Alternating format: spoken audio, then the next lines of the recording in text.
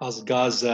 In this next little short video, I'd like to just touch on some aspects of the breakdown and some little techniques and things that we may want to consider. The first little thing, guys, is winning the shoulder battle. You'll notice now, more important than ever with the law interpretations, that if you can win the shoulder battle and get under those onto that ball and under the opposition shoulders, that you're going to probably you'll get the penalty for the other player holding on more quickly now.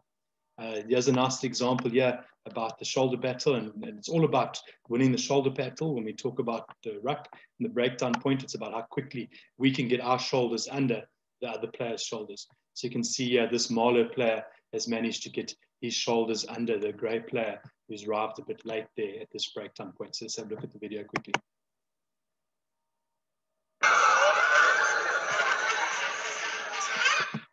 Okay, so you can see we've got over the gain line. We have fallen down to ground on our side. We've tried to go for a squeeze ball. Their player has managed to get his hands around our player on the ground and has managed to get his shoulders under our grey player who arrives there. So the Marlow player is basically, he's won the shoulder battle. So we lost that shoulder battle. Okay. Right, so we can see how important it is, gents, that race to that breakdown point is all about who can win the shoulder battle. That's what it's all about.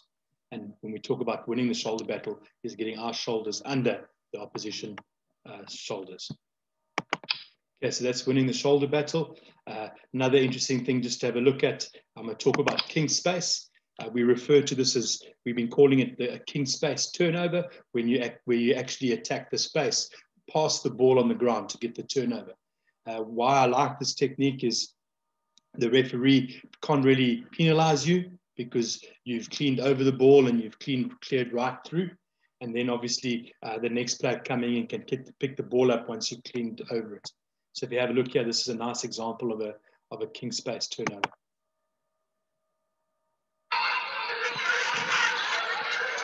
Okay, so you can see the first player working hard through the ruck and over the ball. The next player is latching onto him, keeping him up, and they're all working through hard.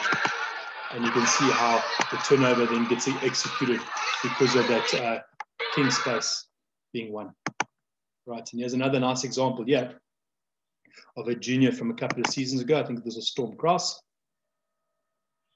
So you can see how nicely he gets in there and he works really hard at trying to get into that king space past the ball. Okay, so you can have a look again. He didn't quite win the shoulder battle, but he really adjusts well and he uses his power there to really power through, and how we can almost get that king space turnover. And as you can see, it nearly works for us there. Okay, so that's basically the other fight point in the breakdown, is winning the shoulder battle. And the other thing that we're fighting for is that king space. We want to get a meter past the ball on the ground and really work hard at getting into that area. Okay, so that's what we refer to as a king space turnover. Some other little things, gents, some other little concepts that I'm going to touch on in this little video quickly. This one I call spinning bear. And basically, in this example, I'll show you quickly, is when you get into position to jackal, remember, previously you could play the ball from any angle. You could make the tackle and get up and play the ball from any angle. Now you have to come through that gate. So a little technique that we work on here is when you get off the ground, that you actually get up and cut, and in that getting up, you shoot your body around and you make sure that you're coming through the gate. So it's quite a strenuous little exercise. And I think the example I've used here of Laken Gray, he had done a couple already, so he was a bit tired when I recorded him executing this technique. But you can have a look at the video quickly. So you can see how quickly he gets up off the ground, okay? And straight from that position, you can see that he works right around. No small feet moving, no small foot movement. He's just going straight around and getting into position to be able to pick the ball up. Okay, and working around, you can see he's really breathing a bit heavily there. Right, so that's a little technique there that we call spinning bear, where you actually spin around and you're trying to avoid little small foot movements, because it takes you longer to get into that position. You basically kick yourself and kick your body around immediately. Right, this next little technique would have been a follow-on from the technique that we could have referred to as the tripod technique that Richie McCaw used to use. And in this example, you can see the player has both his hands on the ground. You're moving around on the whistle.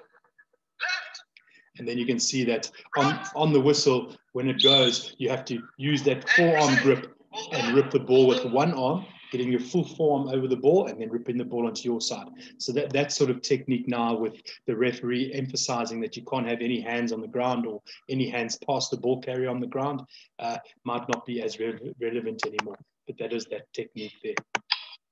Right, something that I've really enjoyed, guys, as you can understand, the breakdown point is something that I have shown a lot of interest in my coaching career. This little concept here, guys, which we call tracing, which is also an interesting one here. Players could, for example, in the momentum of the tackle, use that outside leg and kick it around to get in a position to be over the ball nice and quickly. Tracing is a technique where when you've made the tackle, you keep your body low on the player on the ground. So you basically trace with your side of your face along the player on the ground, and you go towards his head. And that's always the shortest route to the ball, because you can understand that obviously the player will be presenting the ball directly where in line with his arm. So that's the shortest route. So you can just see in this next example, I'll just show you what I'm talking about. Yeah, you can see the player makes the tackle, and then you can see how he stays in that low body position. Once he's made the tackle, you try and keep connected, and you try and actually keep your face on him, and then you go straight towards his head. Okay, so you're trying to trace with your face along his body, which he didn't quite get here, but then you're actually working the opposite way around and going towards the player's head, because that's going to be your shortest route to be able to get into the position to come through the gate, to be able to go for the ball. Okay, so that's what we refer to as tracing, which is another nice little technique to work on. We already touched on rolling the shoulder. Something that will be nice to have a look at is just winning the fight on the ground. Obviously, this excessive movement, the referee will be looking out for now, like I've touched on in one of the previous videos on the breakdown law interpretations. But this is a nice contrasting example just to show how this one player, because of how he presents, he uses the recoil with the swivel technique, and how that narrow ball placement, by narrowing that ruck and winning the space on the ground, allows us to win the ball back. And then in the contrasting video, you'll see there's another player that gets tackled, and all he does is he doesn't win the fight on the ground, and all he does is just falls on his side, and how he doesn't create or win any space on the ground for us, and what impact that makes on getting quick ball at the breakdown point. So have a look at this example. Okay, so you can see the player gets tackled. He's in trouble. You can see there's a tackler. The support player's got a bit flat on him. You've got all these defenders around him, and you can see how well he does here. He's been let go. You can see that the player's wanting to come onto him. He gets shoulders off the ground. Okay, he gets himself in a position here where he managed to get a bit of a grip on the ground with his boots, and he managed to spread his body out nice and long, and he gets to win that space on the ground for us. Okay. And he wins the fight on the ground by the movement that he did. Okay, that movement, guys, the referee is going to be a lot stricter on now, because he won't allow all this excessive movement on the ground anymore. So it's something that we need to look out for. And I just want to show you this next example here. You can see this player carries, and he goes straight down to ground, falls on his side, and he doesn't win any space on the ground first, because he just lands on his side. Okay, and you can see how that nearly ends up being a turnover there. Right, so it's important again that if he had been a lot squarer in his carry, like I've suggested previously, he could have maybe gone into a squeeze ball, where if he had rather fallen on the ball and placed it down between his legs, it might have been a little bit more effective than the technique that he used there. Right, so that is winning the fight on the ground. Okay, guys, I hope that that little short video will just give you guys a few little things to think about, and we'll continue sharing. Thanks very much, guys. I'm hoping you're enjoying them.